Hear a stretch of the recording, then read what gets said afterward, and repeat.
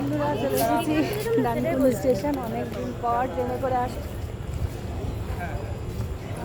এই নতুন টিকিট কাউন্টারটা হওয়ার পরে আমি এই আসলে প্রথম কোথায় এতবার তো এসেছি। টিকিট কাউন্টারটা হওয়ার পরে প্রথম আসলাম, এসেছি বাস দিয়ে তো আসি, কিন্তু ট্রেন দিয়ে তো আসি না।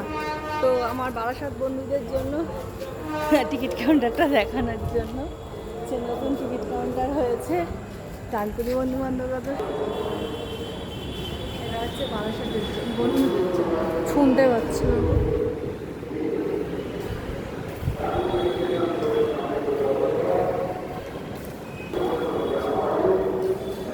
টিকিট কাউন্টার থেকে বেরাচ্ছি, দেখো কি ছিল আর কি হয়েছে। টিকিট কাউন্টারটা হেভি হয়েছে, দেখা অনেক দেখিয়ে ফেলেছি আর দেখতে